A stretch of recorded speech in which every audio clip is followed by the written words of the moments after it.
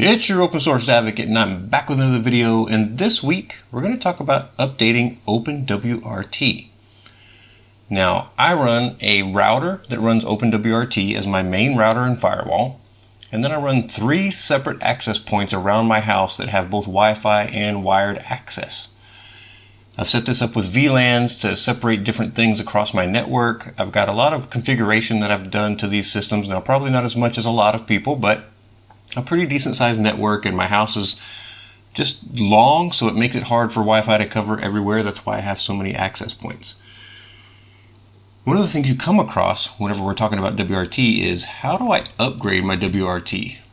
This is one of those things where it may not be completely obvious what you need to do, so I wanted to talk about how to go through that process. So if we look right here, you can see that I'm running version 23.05.2, which is from last year for sure, and it was an upgrade that I did last year, but there's a couple of things you can do to get your systems upgraded. So when you go here and look at kind of system, if you have the same setup under Lucy is the user interface that we're looking at here. You can see here I've got this thing that says attended sys upgrade. Now this will not be there by default whenever you install OpenWRT. There's some software packages you need to get. So again, if we go to System and then Software, you're going to be presented with a screen like this. You may not see anything down here yet, and if you don't, even if you do, it's always a good idea to go and hit Update the Lists. It's going to update OpenWRT for you and give you this list of software that's out there. It can take just a few seconds up to a minute. You should get some success information in here, and then you can dismiss that, and it'll reload, and you'll see this list of available software. And there are tons and tons and tons of packages available for OpenWRT. So if you're using OpenWRT and you haven't checked out the different software that's available, it's definitely worth going and looking to see what's there, what kind of packages there are, what kind of things you can put OpenWRT to use doing for you. It's really, really awesome. And if you want to see what's installed, you've got this little installed tab, and you can see your different installed software packages. And then if you want to see any kind of updates that are available, you've got this tab that says, hey, there's updates available for this particular package. And it's valuable to go through and see about those updates and maybe run them, but you probably want to run them one at a time, which can be tedious, but it's also valuable to know, like, is this going to break my system if I do this? So we're going to get into how to run the update on OpenWRT and how to keep it pretty simple so it's not a really tedious process, because if you don't do what I'm about to show you, it can be kind of tedious. And then we're just going to kind of actually run through an update on one of my APs here live, and we'll see how everything goes. We're going to get into it right after this. I just want to say thank you so very much to all of my patrons over at Patreon. I cannot tell you how much it means to me that you want to support my content every month. I know that it's an expense for you, and it means a ton to me. I hope you're getting value out of these videos. I hope that I'm giving you things that help you make your home network, your home life, your home lab, your business, everything else much better through open source. That is my goal. That is why this channel exists. So thank you very much for supporting my content. To everybody who does buy me a beer or buy me a coffee through PayPal, it just means so much when I see those come through. It is such just a boost to my day when I see that come through. It really means a lot that you want to give me a little bit of money to say thank you. I cannot tell you how much it means. Everybody who subscribes on YouTube, thank you so very much. I am just so blown away by how many subscribers I've got for something that is so niche like open source software, and it means so much that I'm able to share this with you every week, and I love to do that. If you'd like to, links are down in the description for Patreon, as well as the PayPal buy me a beer, buy me a coffee link.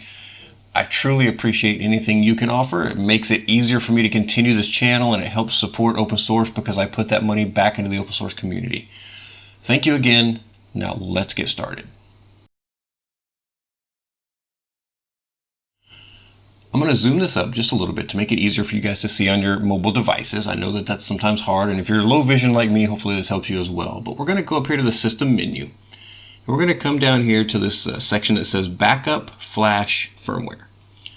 And right here, we're going to click on Generate an Archive. This is going to create a backup for us. And what's nice is, if we go in here, you can see I've created other ones already. I can open this up, and it names it already, so I'm just going to highlight the one above it, but this is the one we just made. So it names it as what I've already got this named for in my house, and it tells me the date that I did it. Now, one thing I want to do is I'm going to rename this, and I'm just going to add pre-update right there, just so I know which one this is and when I took this backup. Because after I finish, if everything's successful, I'm going to make another backup that says post upgrade, so that I know when I've done the upgrade, I've got the right version that I can bring back up if anything happens.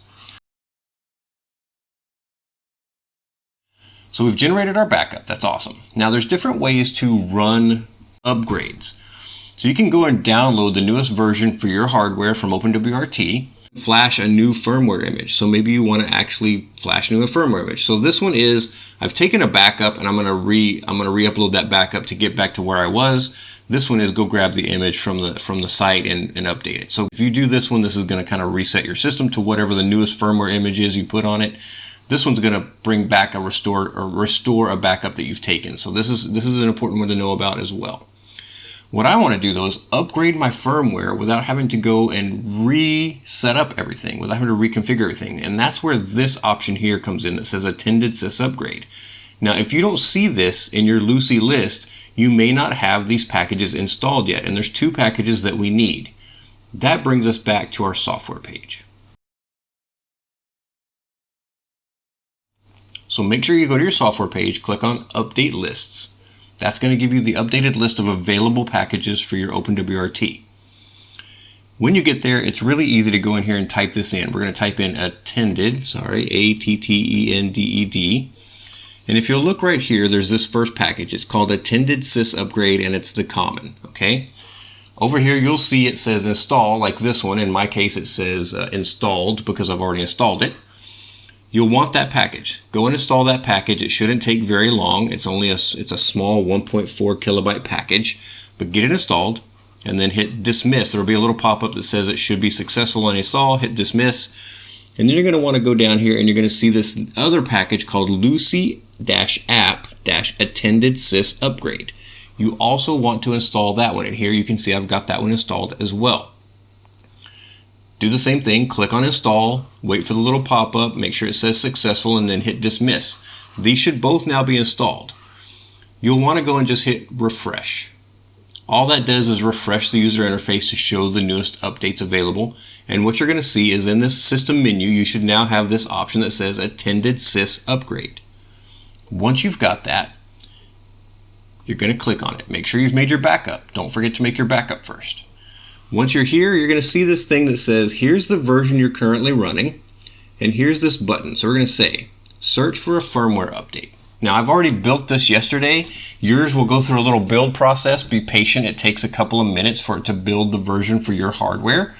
But what happens is, it's going to say, hey, we see this, and there is an update available. If you see update available, you're going to have this drop down. You might have more than one option. In my case, I've only got one option for right now, so I'm just going to select that option. But you can see I'm on 23.05.2 and I've got 23.05.5 available. So I'm going to select that one, and then I'm going to click right here. I'm going to say request a firmware image. Now mine's going to be fairly quick because again, it built last night, so it's still got that in their cache. So here's my firmware image. It's ready to go. Now I can download this image if I want to, which I've done. I download it first, I rename it so I know what it's coming for, which device it's for, because it's going to have kind of a generic name when you do that. Then I check this box, make sure it's checked. It should be checked by default, but I want it to keep all of my changes, all of my settings, all of my configurations. And then I'm going to click on this button right here that says install the firmware image. So right now I'm going to click on this button. I've already downloaded it. Don't forget to download it just in case you need it. And it's going to go through this update process. Now it's going to tell you, hey, we've downloaded it, we're updating it, now we're installing the upgrade. Don't unplug your device. It says do not unpower your device. Unpower is a little bit of a strange word, but they're telling you don't unplug it, don't remove it from power. Hope to goodness that you don't have a power outage right now, and if you do, you have a battery backup connected to it. But it's installing all of the stuff that you need. So give it just a few minutes. It doesn't take very long, but it can take a couple of minutes, so be patient. And it's going to depend highly on your device and what kind of processor it has and what kind of memory it has and how much space it has and all kinds of things that it's doing in the background. But be patient, and it will run through this process, take a few minutes, and then it should come back up on its own. It's going to reboot in the process, so you will probably lose network and internet connectivity. I wouldn't be trying to do anything where you're literally working online while this is running. Make sure everybody else knows that you're going to do this if you have a house full of people or a business full of people, because it is going to take you offline for just a few seconds while things get done, and then you'll be back online. If everything goes well, you should be presented with the login screen again. All right, and here we are. We're back to my login screen, so I'm just going to type in my password here. And we should get logged back in, and if we look right here, we're going to see now that we're on 23.05.5. Now, a few things for you to go and check out. You can look at your overview page. That's where you're going to land. You've got routing, firewall, system log. You've got all this info that you can go and see, and this is just status information. So we can go check out the firewall status. Everything should look like you had it before. Everything should look correct. If you had set up anything special for routing, you should have that the same way. In the same way, if you go down here to the system log, there shouldn't be a ton of errors or anything like that. Everything should look okay. And then if you go down and check out any of these other things, you can definitely kind of see what's happening. You've got channel analysis, which can help you figure out like what channels are in use on your system right now. Everything should work. If you go here to system, you should see all this stuff looking exactly like you left it. If you've set your time zone, it should still be set to the time zone you had set. If you've got a device name and things like that, a device description, those should all be just like you had them before. And then if you go over here and you look at your network interfaces for VLANs, things like that, everything should be set up the way you had it. If you go to your wireless interfaces, if it's a wireless device, you should have everything exactly like you had it. You should be able to reach and access and use this, and it should be exactly like you left it. That took about 3 minutes for that upgrade process to finish, and we are back up and running. So this is a really, really amazing thing that they added. And this was added a while back, but a lot of people don't know about it because it's not installed by default, which is kind of weird to me. I wish they would just put it in there by default. Maybe they do on newer versions, and I'm just running an older version where it didn't have it. But now that I've done that, I'm going to go back into my backup and flash firmware, and I'm going to create another archive. So I'm going to click Generate Archive again. I'm going to go into that folder. I'm going to right click on it in my case and hit rename. And I'm going to put this as post upgrade. So now I've got before the upgrade and after the upgrade. And the reason I'm going to keep the before the upgrade version is this is very new. I'm going to give this a week or two to make sure everything's working correctly, nothing weird's happening, make sure everything seems like it's good. And then I can get rid of that pre-upgrade version and just keep the post-upgrade version. But for a little while, I want to have that pre-upgrade version in case I need to roll things back. Now I've got one more device, so I'm going to run through this again without quite so much talking, but I'm just going to help you guys kind of make sure you've got this process down. So I'm going to log into this device. Now, again, step one, make sure you have Attended SysUpgrade. If you don't, you need to go into your software packages, update it, install the Attended SysUpgrade and the Lucy-app-Attended SysUpgrade packages, then refresh. Next, come back into System, go down to Backup, Flash Firmware, generate an archive. This is your pre-update backup, so you want to go in there and do that. I like to go in and rename it so that I know that it's my pre-update version. So pre-update, just like that. Next, I'm going to go back into my Attended SysUpgrade. I'm going to click on the button. Now I've done this, so it's already generated these things because I've downloaded them. But I'm going to select my new version that I want. So if there's an upgrade available, you should see that here in this box. I'm going to tell it to create this firmware image for me, which it may take a minute. You may see it spinning and showing a percentage. It's okay. I'm going to download the firmware image, which I've already done. I'm going to check the box that says keep these changes, and then I'm going to click on this button that says flash the new firmware. That's all there is to it. We're going to let this update run, and then it should be ready. All right, we are back. So that took about 3 or 4 minutes. It wasn't too terrible.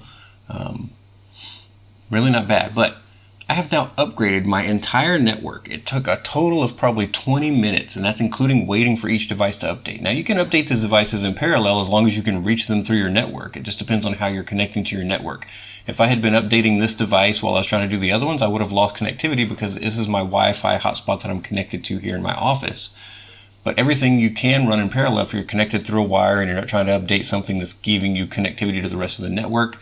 So it could be even faster. I like to do one at a time just to make sure I know if something failed or where it failed or why it failed. But completely up to you on how you do this, but this was very quick.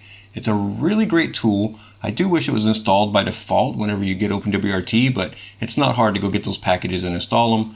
So I wanted to run through this with you guys just in case you weren't aware that you could run these updates this way and keep all your configurations and it wasn't such a tedious process. Hope this helps you. If it does, make sure to like, subscribe, tell your friends about it so they can come along in the open source journey with us, and I'll talk to you next time.